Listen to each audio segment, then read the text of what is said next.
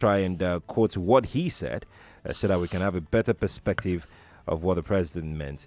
He said that our attention is increasingly being focused on cyber crimes and the abuse of technology through hate speech and other divisive material being propagated on social media.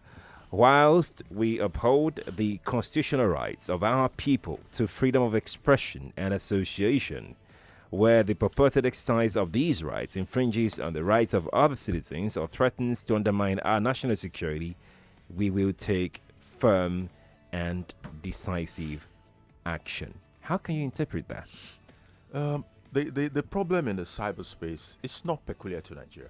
Neither is what is going on the social media peculiar to Nigeria. In fact, a couple of years ago, I remember at the beginning of that year, somebody was talking about the major problems that the world will need to deal with in the decade ahead. And one of it was the issue of the social media and fake news, issue of fake news and all that stuff.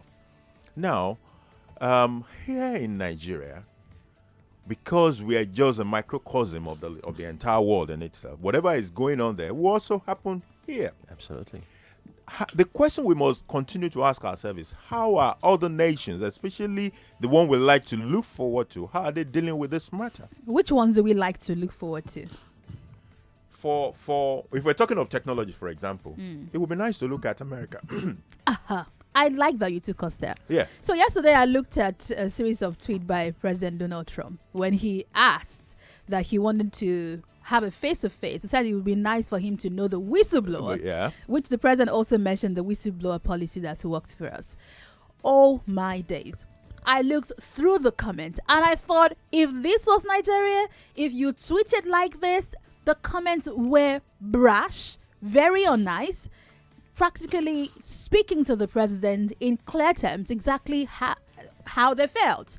However, with the president then saying that abuse of technology, what does that mean? Should we regulate social media? Isn't it a free space where people can say how they truly feel? I mean, that's almost the only way you can speak to the government. That's exactly where I was going. We need to choose. We need to see what is going on in other climes because they are well ahead of us. And two good examples will be America and China. They are on two sides of the divide. Right. And they are well up there when it comes to technology. While one does some regulation, the other let it go free. Now, quite some regulation. Right.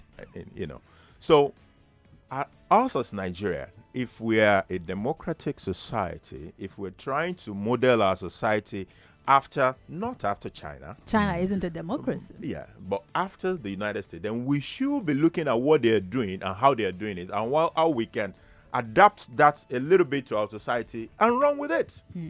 But saying that you want to come down on people for expressing themselves, that train has already left the station. I don't know how many people you're going to be able to pack or arrest for expressing their views on social media. When it comes to the area of cyber crime, when it is people, moving other people's money and all the rest, I don't have any problem with that. You can deal with people. We have the laws that can handle that. Let's get them arrested, fact, but you not should. the issue of catching people because they are carrying laptop. Right. On the area. Did you read the work of the FBI on the Oh, other guy? goodness. The document was even made public. That is exactly Pages. what I was talking about. When we're talking of cybercrime, let's go right down there, drill down, and get the report that is not questionable. Everything is Clear. watertight. Right. And then you arrest people and you try them. Benga, this is where you come in. The president said abuse of technology through hate speech and other divisive materials being propagated on social media. What does that mean, abuse of technology? Well, probably things. Let me just borrow something from what he said. Nigeria needs to make up his mind what kind of government system they want to run. Because what we have presently is just a pseudo-democracy, as far as I'm concerned. From the comments of the president, it's more like we are running a civil rule, where we say our constitution allows for freedom of association, freedom of expression. And before I go into that, I was watching overnight a video by Robert De Niro engaging talking about all the things that Donald Trump was doing, the whistleblower. If you see the way he was talking so freely and so harshly against President Donald Trump, it would be as if it was Nigeria. That guy will be behind bars now. Also, look at several comedians you have in their space. Absolutely. If CNN was also a Nigerian media company, so many comedians that run shows and make millions from running those shows, talking against the government. So where it affects us is this. I think we seem to say we practice democracy, but the fundamental things that make democracy what it is, which is being able to engage contrary thoughts. Look all over. We run governments that cannot entertain opposition in thoughts. Criticism. People challenging your thoughts. And that's how society grows. When your thoughts can be challenged, when people can come with superior thoughts against what you are putting on the table. We run a system that does not entertain that. It's a cultural thing. It's a cultural thing that they will say, he's older than you. You don't question elders. You must respect that. Look, this is governance. Right. Governance is guided by what? A constitution. Some would argue, however, that we had a long spell of dictatorial rule. No, that is what we think. Look, that is what we are still practicing. The bulk of the people that run the system. Look, that's why our governance is so militarized. When you cannot get access to a local government chairman with AK-47 gun, mobile police all around them, from local government, even the councillor, even somebody in the state house of assembly. So when you run that kind of society that makes the elements that are supposed to serve you, that are your employees, now see themselves as emperors, and the people themselves give them so much power and accord that they cannot be questioned, they cannot be challenged. Look, when last the president gave a speech today, I'm not so excited about the speech. When last did your employee, President Muhammadu Buhari, engage you as citizens? When last did he have a consistent chat with you? This is not what governance is all about. It's not about October 1st coming to give us some well-written, articulated speech, which Liu Quinyan said Nigerians are most especially Africans. They are very good at articulating thoughts on paper. But when it comes to concise action plan on how to make it possible, they never do. So how do you now say look, the only hope I think Nigeria has had in years that have checkmated tyranny, that have checkmated, that have brought about all these whistleblowing things you are talking about, is social media that's even given us any hope. But it looks like the clamp on the civil society space. Remember, a bill was pushed before the Senate. It was quashed because of agitations. However, the talks that bill might be coming up again to regulate civil society organizations. If we do this and we also regulate social media, while I agree with this part of the president's speech, which calls for restraint, tolerance, and mutual respect in airing grievances and frustrations, especially emphasizing that we must not forget the lessons of our past. So we don't want to incite people to conflict. Okay, either through the media or through social media, through fake news or insightful videos. However, how do we find that balance? Look, it comes from the place of the rule of law. If the people in power themselves cannot have respect towards the rule of law, and they are shouting that, and also we run a system of governance in this country that everything is shouted in secrecy. When people in government cannot share information, for example, Lagos State government's Freedom of Information Bill on the breakdown of the budget, they went to court to challenge that. And they call themselves progressive and Democrats. Those are the things. Look, if the rule of law in itself cannot be upholded by the people that are supposed to be custodians, then what are we talking about? Which is why people will then lash out on social media. That's where it comes from. Because at the end of the day, and that's why people do pseudo accounts, just to give expression, because they know at the end of the day, the law will not be on their side, because at the end of the day, judiciary one way or the other has been muzzled. The judiciary, which is the last hope of the common man. has been muzzled so much that even judges are afraid for their lives. The only place the judiciary came in this speech was when the president was talking about the Ministry of Justice working together with the EFCC and the ICPC to recover money. That's the only place they showed up. I think I would like to say something about the judiciary. And the legislature also showed up just once when he was talking about the PIB. Number one, I think we have we expect too much from the judiciary. That is number one. Is a microcosm of the larger society. They don't live in a different place. They live in this same society. So whatever is affecting the rest of the society affects them. But they are structured. That is number one. Number two is the fact that he who pays the piper calls the tune. Right. As of today, they are still underfunded and their fund is still controlled by the executive. Yeah. That's number two. Number three, in the midst of all of this, they've exercised a certain level of boldness. And I'll give you an example. When the Dasuki, do you know that the court gave Dasuki bail? Several. That is what the law says, that the guy could be bailed.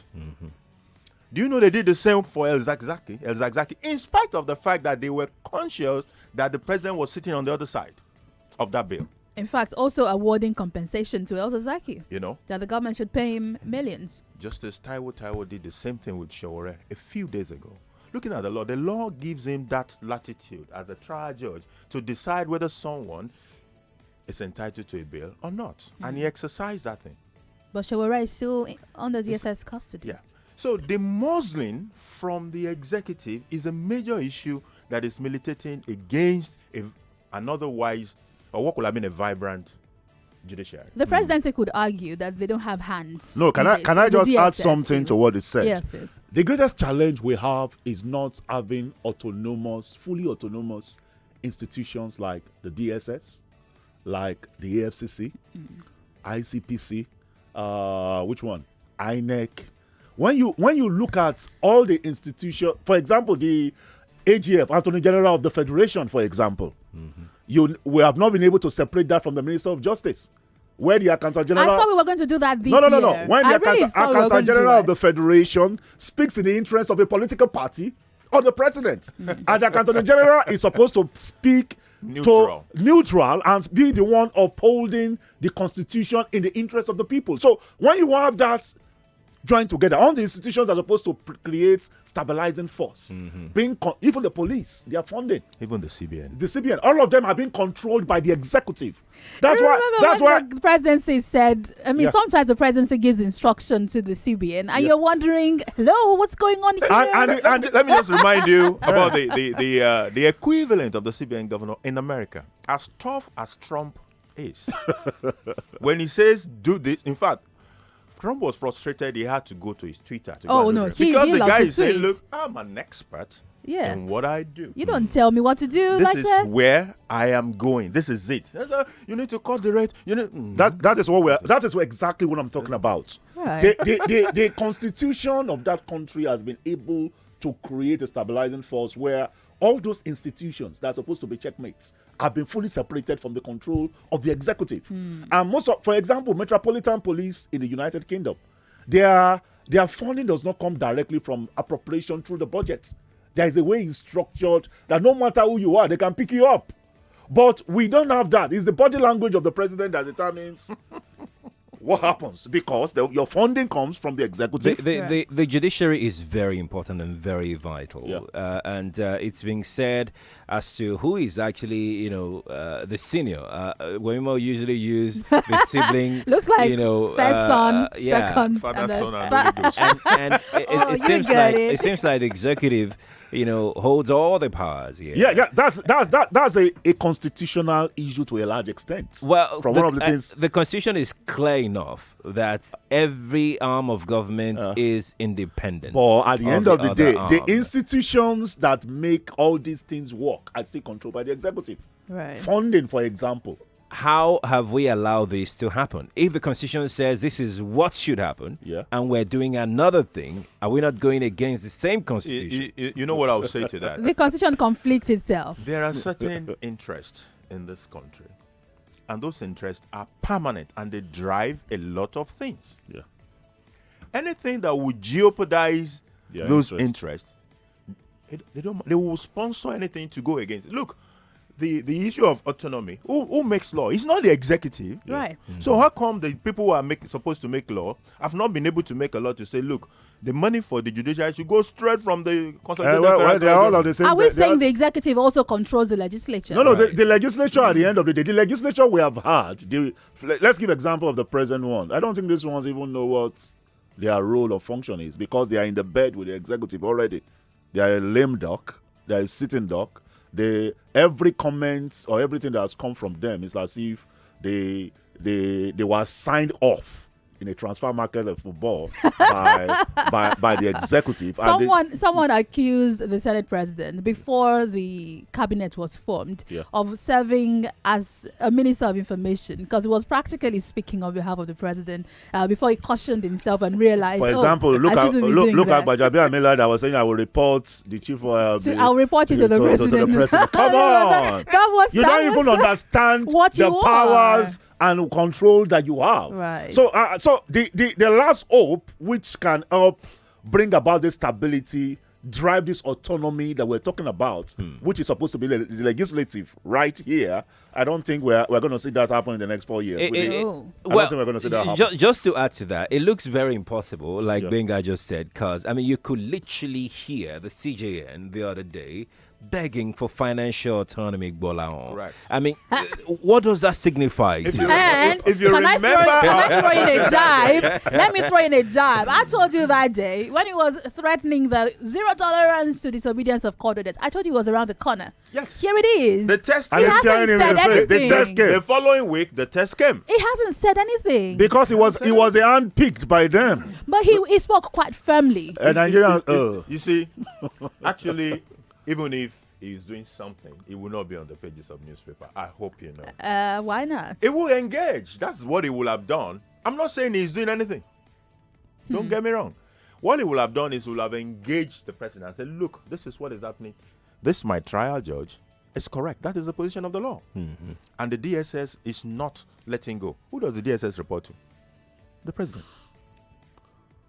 I mean, there was an order, a contempt of court order, and the conversation here in the studio was: would the court then order the arrest of the DSS boss for flouting? Yes, the court can do that. So why haven't we? I would. That's what we're saying.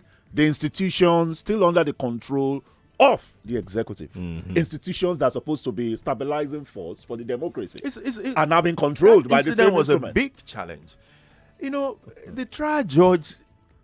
Well, anyway, he's in another court now. Maybe we have to be careful. Right. No, why will even another court be entertaining something another court has already passed the judgment over. on? They are asked to even go and refile for bail now, bail application again. In another court. In this new one court. court had given the Granted. judgment. And these are things that. So, question is, why does another court entertain the same case that had been ruled by another court? So it's like the judiciary itself. I'm not sure. I don't know if it's that our courts don't follow court cases. Like, we don't know if this case has been to court A, so I just bring it to court B, like a fresh application. No synergy. No synergy. I can start it all over again if I wish. There are also a lot of lacuna which people play on. For example, DSS deliberately presented the bill in one court and the charge in another court.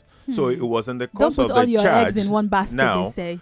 in the course of that, presenting that charge, that it came up that, look, there is a bail issue. He said, no, if there is a bail issue, you have to file for bail all over again here.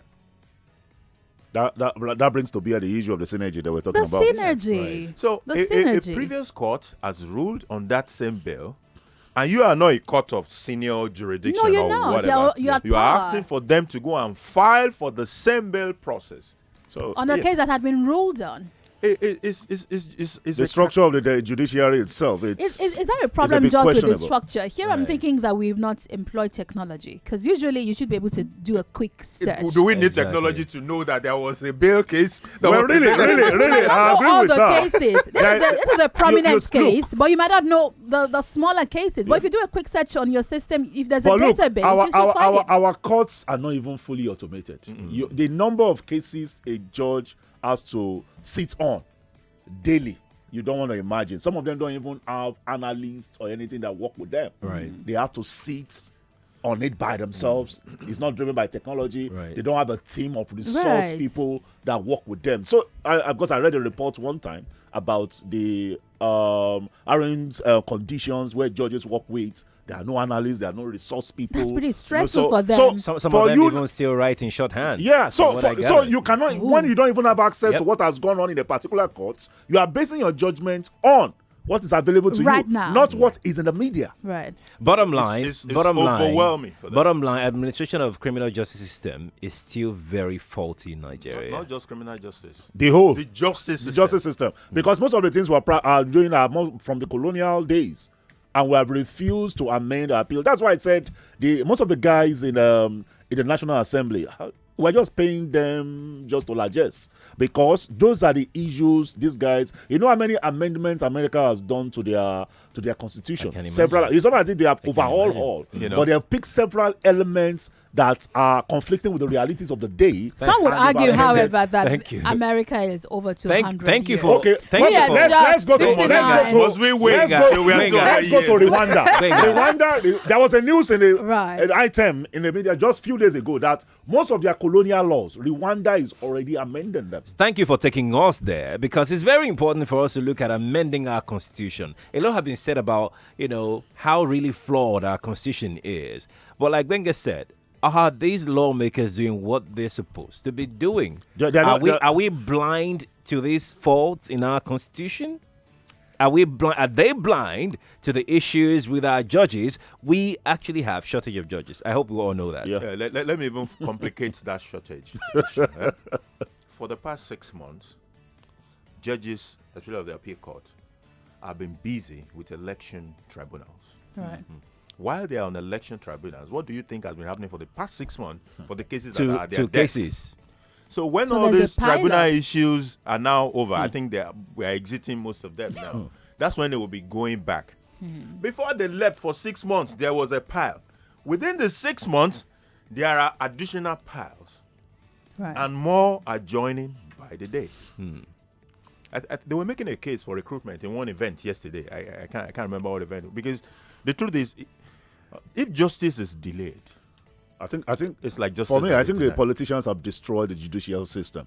The politicians have not make any efforts in all sphere of governance, whether it's the legislature and the executive. They've not worked enough to strengthen the judiciary. They've always worked in such a way to undermine the integrity and the functionality of the judiciary, and that's why. So that, like you said, they are not from Mars. They are not from Pluto. They're not aliens. They are not aliens. They are part of the same society. Let's talk about corruption in the judiciary. It's very important. You said something about constitution that we have not talked about. Why are we not amending that constitution? Please. And it's because of the various interests that I'm talking about. I will give you a very good example. I'll take you back to the PIB. We have a country where there are still states that collect 97% of what they spend from Abuja. 97%. No. So what that means is that... Why don't we just give them 100%? I mean just round it up. So their entire IGR is 7%. Yeah. So that kind of a nation, of a state, if there's something that would jeopardize that cake that is shared, they will vote against in the middle. They will vote against it. Just like VAT as well. It's as simple as that. So all those interests are part of the problem we have with making fundamental changes in this country. Yeah. And that is why PIB has been there for 11 or 12 years. It may be there for more. But the president also spoke directly to states. I mean, in one part of his address, he called on them for more fiscal transparency and efficiency because we have scarce resources. So the president agrees that we have scarce resources. But we have these states who depend solely on the federal government. The structure doesn't encourage those states to do. If I know that all I need to do is shoot for 7% of what I'm going to spend, and somebody will give me 93%, where is the incentive for me to go and use my head? Are you saying that the federal government should cut back? No. Won't that be putting the cart before the horse? When you look at the Belmont in the house is still the federal government. And you want the state to try. For example, Lagos State generates close to 70-75% of the VAT. I've never heard of that in my life. You will now send it to the center. The center will now share it again. Yeah, but that's And why hold on, that's the structure. No. I'm just giving you an example of how those things undermine the performance of states. We can talk about governors not being okay, but let's look at even the federating structure itself. But the states can never pitch in equal resources. No. The thing is this: it's impossible. Most of the things that you use as drivers to make your state even work, they're under the exclusive list of the executive. And when you share the federal allocation, at the end of the day, they collect about 53% of the federal allocation. Right. How many are they, for example? And when you have the states, the federating units, handicapped, for you to even do quite a whole lot of things, you still have to go through. You know the truth, the states are not doing enough. It was recently that they shut down the borders. I'm not for shutting down the borders, though, don't get me wrong. That I realized that the turkey we eat are imported. There's no turkey anywhere. Oh, of course. In Lagos, you don't can't get turkey We've always been eating anywhere. You can still get chicken. You can get chicken, but you can't get turkey. No.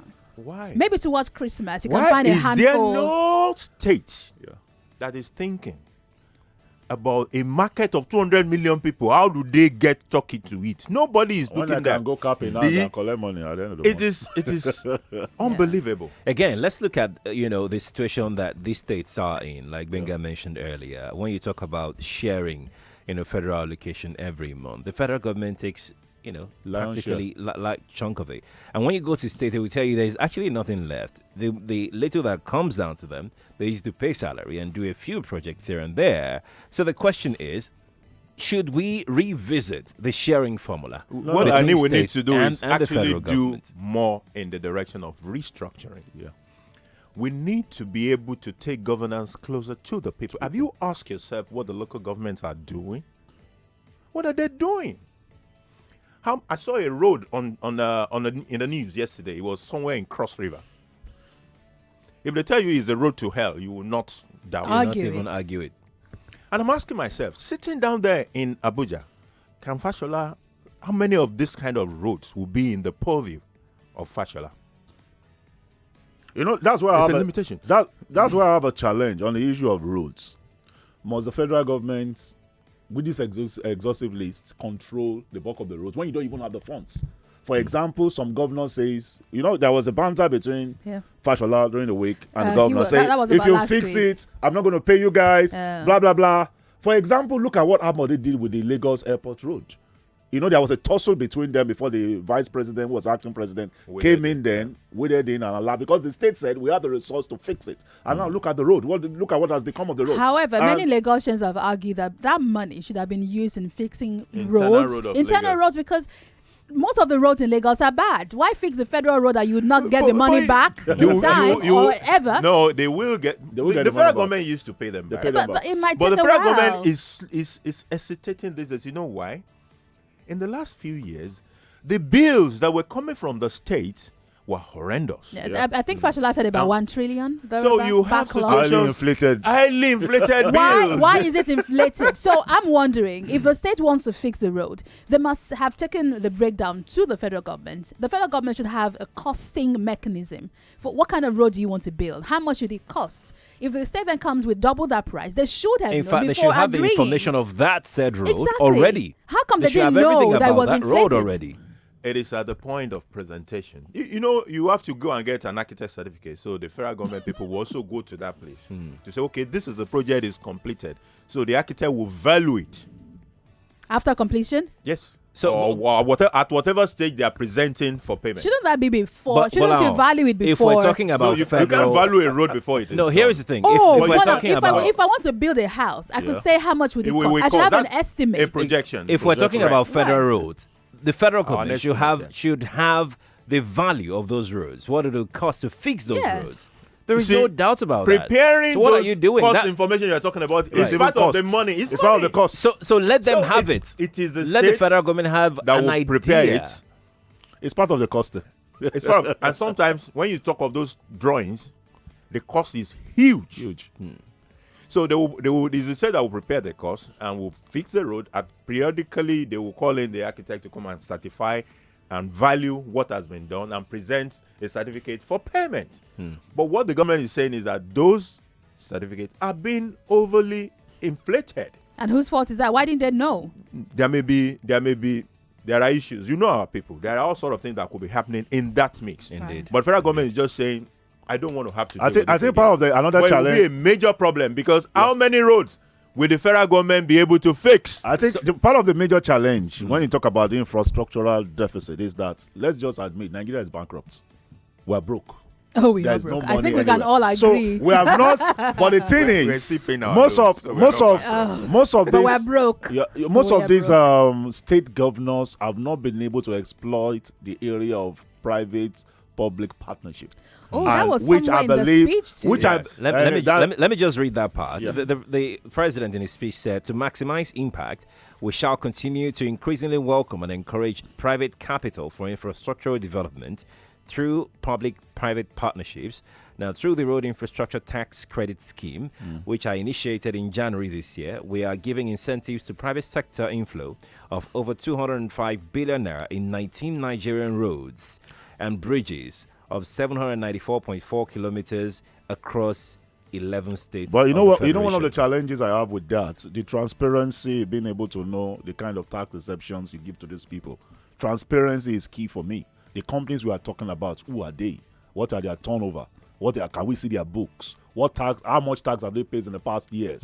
What tax exemption are you giving them? For what? For what? So For what is the big So question. What's the the issue value? is we have not had transparency, and when you have a government that is a tyrant and not obeying the rule of law, the private sector will be hesitant in being able to partner with you because the rule of law that's something happens, I can come after you as government and get judgment instantly. Is what the private sector person will look at. If I can't get judgments because you have muzzled the judiciary, I will hesitate in being able to partner with you as a government. Let's talk about the power sector, and there's some partnership going on here also. The president said, I quote, "We're resolute in reforming the power sector." In August this year, if you all followed, this was done in August this year, we launched the Presidential Power Initiative to modernize the national grid in 3 phases, starting with from 5 gigawatts to 7 gigawatts and then to 11 gigawatts by 2023. Finally, 25 gigawatts afterwards. This program, in partnership with the German government and Siemens, will provide end-to-end electrification solutions that will resolve our transmission and distribution challenges. The program would also look to localize the development and assembly of smart meters, as well as the operations, maintenance capabilities of transmission and distribution infrastructure. This is huge. He also said he's pleased with the improved interagency collaboration. I had a frown on my face when he mentioned this. Between the Ministry of Power and the regulators in the banking and power sector to ensure that electricity sales, billings, and collections are automated and become cashless. So, this agreement that we signed with Siemens, while we're saying we want to grow local, we want to look inwards. But we're looking to Germany to help us to do this. We've not seen a breakdown of that agreement. It's not made public. Right? But we're asking them to do a lot. Yeah. If you listen to the president's speech and we did not mention what we are bringing to the table in this. I didn't see that. Also from the there's presidency. We don't know the details. We of don't that know the agreement, details of actually. that agreement. but we know that there's no free lunch Right. anyway, if not even You in know why we Freetown. should know? The PNID issue. The government was meant to supply wet gas. At least, we knew what we were bringing. For this, what are we contributing? So that if we begin to flout the terms of that contract, we can start making noise before we have another PNID issue. The reality is that I'm not sure that the government can publish for us the details of every contract that they sign. That is not going to work. Why not? Should we insist Can't it be on that we their need to know? website? Why can't it What be- might happen is that there is a law. I think there's the FBI, FOI. You So can it's make a under request. those kind of laws, if it covers this kind of thing, that you can now make a request to see. Can't the Ministry of But Power that have they will this start on their publishing website? it. No, not No. publish on the website. They can have the list of contracts there No, on they their can have a website, list- they can have and you a can list just of contracts. download it if you want No, to read it. a list of contract will be there, but I don't think you will have a list of contract agreement as a document that will be flying everywhere. Why not? No. Why can't we have it? It doesn't even sound proper to me. It sounds very appropriate. I would love to see it. So, but if there are now people who, for whatever interest, needs to know more, there should be a framework that allows them to request. Well, you know why this is very critical. You know why this is because very of critical. the PR and ID. No, because we're talking about power. Whoever owes power, whoever has his grip on power, holds the economy. We're looking at contracting, or we have contracted Siemens of Germany to take charge of our power, which invariably, if we're not bringing anything to the table, Siemens hypothetically might just own our economy. Are we exposing ourselves too much, Gbolahan? Should we be worried? Let's go a little bit back to Shagari regime. Shagari was the first person who started talking about 3,000 megawatts of energy. Shagari left the administration of Nigeria 36 years ago. So 36 years after, we still don't have the 3,000 megawatts. That is the reality. As of now. And there has been promises upon promises. I still remember the face of one particular minister who was always talking about 6,000 megawatts. 6,000 megawatts. He was eventually fired. We should be ashamed and of there ourselves. was no 6,000 megawatts. The problem has continued. Obasanjo was very desperate about this. He put in a lot of money. Still no power. Fashola said any government that cannot provide power, blah, blah, blah, blah. After 4 years, there is still no power. We are at a very desperate junction. Should we then expose ourselves? Siemens, we need to ask. That's the thing. If you feel strongly about it, ask for the details of what this is. Yeah, we will ask, definitely. So that we can know what it is. I don't think we will, especially on the against the background of P&ID. Exactly. That we would deliberately walk into the trap. But the truth is that this country has not built capacity. Exactly. Who are the people that would give us the power here? Do we have them? We don't have them. So we need to still rely on the people that are out there. And that is why I was mentioning transmission, distribution, even metering. The president's speech, if you at New York, he was specifically pleading with the industrial world to come and help to develop. It doesn't happen, no. That doesn't work like that. It doesn't work. Everybody is interested in their own national interest. Germany is not coming here to do us a favor. It's not a favor. Right. Everybody is interested in their own nation, not you. That is why they're not coming here to develop us. We must develop ourselves. Right. Even the things we built several years ago, whether it is refinery or it is steel rolling mill or it is, we're still dependent on everybody that is outside there to come and fix it. The president also said that under the Presidential Infrastructure Development Fund, we are investing in the Mambila Power Plant project. That's one of the greatest fraud we have put on ourselves, the Mambila project. In banking, I've worked on Mambila Power. There is not even any structure or infrastructure to even access that place. Have you? And that place has a capacity, I think they said it has a capacity to generate close to about 3,000 megawatts. If everything's not the road, there's not even any road network that connects to that place. Why are we not thinking of alternative power supply? I'm very aware that it is not cheap to put up solar panel or solar power. I'm saying hold on. Let me just land. In some African countries, I've seen individuals. I've seen government. What's the population size? Hold on. With an initiative to have solar panels built in their country so that it can be affordable to their people. Why can't we have such an initiative whereby government subsidize these things so that it can be affordable to Nigerians? Because when you have power, this subsidy will be actually neutralized on the long run. Subsidy. On the long run. We should stop talking subsidy or granting waivers to people. Even we grant waivers on rice. A lot of them never had rice farms or mills. They were just bringing the thing and flooding the market. They make billions. But as we're going to fund this power thing, I mean, the gas we're flaring.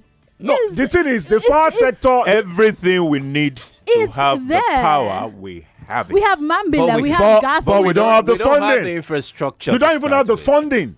we don't have The infrastructure the will is not and there. the commitment to make it happen. We can't even do PNID. We live in a world So we're asking Germany to help us. where in the desert where there is no water, people are building ports. Look, Absolutely. look, the power sector for me, us? one of the greatest challenge of the power sector is still this behemoth called the federal government. If you don't decentralize power, The national the grid. generation Right. itself, because right now, if a state, I think one time, because I think work on a project that they generated, they still have to put it to the national grid. That's right. Once you generate Before- above, I think 5 Five- megawatts. he has to go to. You So have to load it up to the until we get to a stage that we will break down this behemoth and decentralize it completely. I think that's when we begin to build the capacity in National silos to Assembly make it again. work. National Still the Assembly. National Assembly. Again. Let's get to the phone lines. This is a special coverage of the 59th anniversary of Nigeria's independence. We've come quite a long way. But if you compare with other countries, some would argue, well, we're still a baby. Give us some time to grow. At 59. At 59. You can also join us on WhatsApp 08095975805, Twitter at Nigeria Info FM. We're live on YouTube, Nigeria Info FM. You can search for us and you can watch us. We'll give you the phone number so you can join us right now. This is Nigeria's 59th Independence Anniversary Special on 99.3 Nigeria Info. Call us on 0127709993, 0127719993, 0127729993, and 0127739993. This is Nigeria Info. We are listening. Yes, this is Nigeria Info. We are listening. We'll take your calls and also your comments from Twitter, from WhatsApp. Let's go over to Twitter. Where do we start from? Okay, let's take this one from Aji Shafeshi, who says, every government agency in this country, most especially the likes of DSS, ICPC and EFCC, are no more independent. To make it worse, the judiciary now depends on the order from above to give justice. See, guys, looks like we're back a dictatorship. Well, this is called a democracy. Stanvard says we need to separate partisan politics and political economy from the national economy. Besides, there are misconceptions to limits and powers of the executive over the judiciary and legislature. I'd like you to explain that. Those misconceptions you think we have. Let's speak with Comrade Tunde from Moe. Comrade Tunde, good morning to you. Good morning, my brother. morning. Well done there. Morning. Well, I think I like what you guys are discussing, and you have been factual, you have been right about the situation of Nigeria. But the point is this, and you have made it, and I also want to reiterate it. The point is that Nigeria is not truly independent. We are not independent at all. Well, flag independence, here we have it. But when we talk about true independence, because let us look at this, what do you call independence? Independence means being free. Be able to do things on your own. Be able to take action and control your destiny. Nigeria, as of today, cannot control its destiny. We cannot power banking or dependent on the Western world. You cannot manufacture ordinary toothpick in Nigeria. Pencil. Pencil we cannot do. And we find out that We make toothpick, guys. the government we are having from independence today, they have been pandering to the Western world. They have been doing things to the benefit of the rich class. The downtrodden, the poor people are not taking it. The governance is not for the poor people. Until my brother, my sister, there is need for a revolution. There is need for a change, a fundamental change in Nigeria. Our advice is to be careful with the use of that word revolution. You know what People don't care the kind of revolution but you let's mean. highlight that we can enter into those partnerships with those other countries, but we enter into them willingly. That's why we are independent. Right. If we were not independent, it would be forced on us. But we enter into those partnerships willingly. There might be wrong partnerships. Some of the things we call partnerships, I'm even doubtful if the word should be partnership. Right. If you're talking about the United States, for example, there was a particular year I was checking the trade. One did 570 to us, we did 70 back to them. What? And I'm asking myself, is that partnership? 570 to 70. That's the not kind of partnership. When your deficit is huge, what's partnership in that? What's partnership? Do you have a bargaining power when you get to that table? Should we be worried when we hear, we talked about this before we started taking the calls. Yeah. When we sign all these contracts and we don't know exactly what it entails. And now we're talking about partnership or no partnership. We're trusting. We're trusting. We are trusting. We are trusting them to have read the act in the best interest of the nation. Let's speak to Adebanjo. Adebanjo, good morning to you. Oh, Good morning. Yes, good morning. How are you guys? Very well, thank you. Happy Independence. Happy wish you the Independence. Wow, thank you. But you guys have not been your business. We could barely hear Adebanjo, you. your line is We could barely very hear bad. you. I'd advise that you call another line. Would like to hear from Please you. do that. But your line Please. is very bad. Let's go over again to Twitter. Stanvad here says, please don't buy completely into Buhari's lessons of our past. It says, for me, it's about military lessons of torture, detention, and hunt by the military and the use of court to remind you that you have no fundamental rights in Nigeria. Murtaza Miki Yusuf said the president said that they are prosecuting corrupt people, but Timpre Silva and co are working with him. He was clever by half when he talked about foreign reserve without talking about foreign debt. The federal government has led Nigeria to its highest foreign debt ever. Let's speak with Kenny from Bagada. Kenny, good morning to you. Good morning, Wemimo and Sheriff. Morning, Ken. And to your guests. Happy Independence. Happy Wish Independence. you the same. Thank you. Let me just take you back a little to where you were talking about separation of powers, judiciary, and all. And I was asking myself, if you look at the other two arms of government, the legislature and the judiciary, first the legislature, the current Senate president, let's ask ourselves, how did he become Senate president? They voted It for was so obvious that this was the president's candidate. And if I will put it in my own words, it's the president's boy. So what would Well, you it expect still went through the process, Exactly. you know. So Kenny, the fact is, in other political climes as well, presidents, governors, they have choices. Yes, they do. But there was an we election and understand. you voted. Yes, we understand. But what I'm saying is the way the current leaders of the National Assembly, became the leaders. Let's ask ourselves, are we really sure that they will be independent? And let's move from that to the judiciary. The current Chief Justice, how did my Lord, the Chief Justice of the Federation, how did he become the Chief Justice? the right to How did the former appeal Chief Justice leave that Yeah. office? It was a storm. It was the And most you senior. are- Is the most And senior. you are expecting that they will be truly independent. As a matter of fact, when I was watching the speech of the CJN, when he was talking about the fact that the judiciary will be frowned about flouting court orders, but I was just laughing because I was telling myself, so if you did, what do you want to do anyway? Kenny, thank you. Let's speak with Jerry. He called us earlier, but we lost his call. Jerry, good morning to you. Yeah, good morning. Good morning. Yeah, good morning, Mr. Sheriff. Good morning. Yeah, what I want to say is the president tells us some very issues. He talked about power. He talked about the economy. But my take is this: going to the issue of power, I want you to do research. You are a journalist. Hello. Yes, we can hear you, Jerry. Go on. Now, some of the people that own this coast, they are the same people that import petroleum products into this country. Do the research. You bring petroleum products. You need to create a market for that petroleum product. Let me tell you, darkness is big business in this country.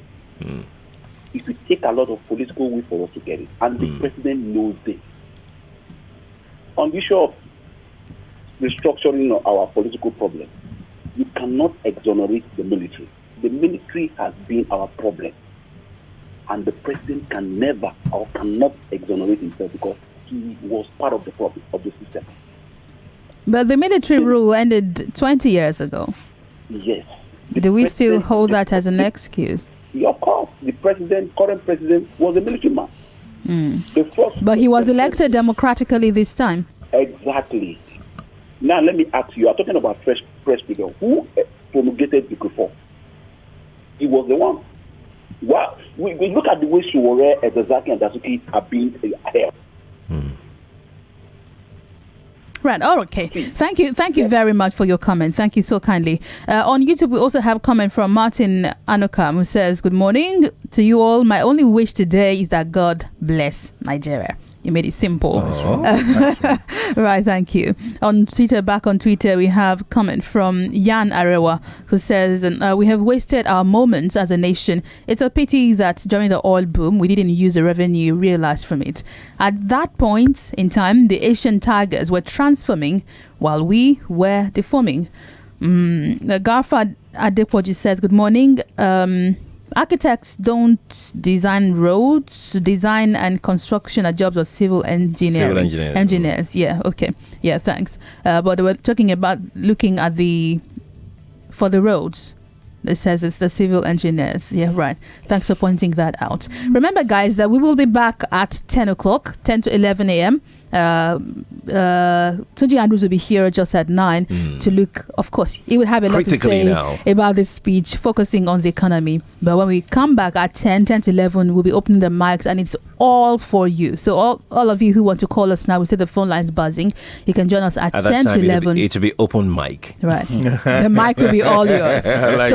You can tell us what's on your mind as Nigeria clocks 59.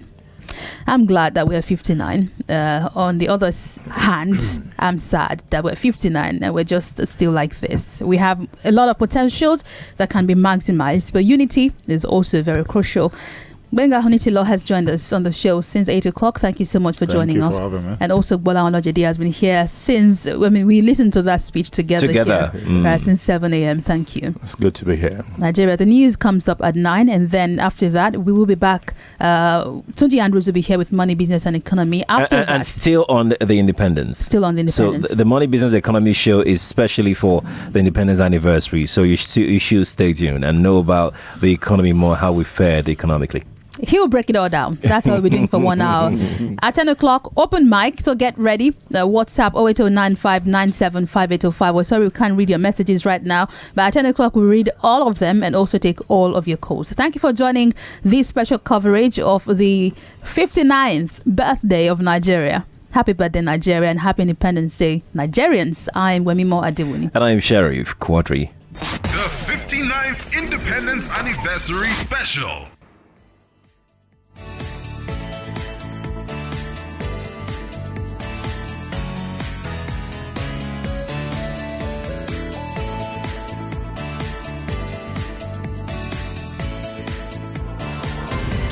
Hours in a day, 7 days a week, 365 days a year. That's a lot of time. We fill it with the best in talk, from the morning Crossfire to the money business.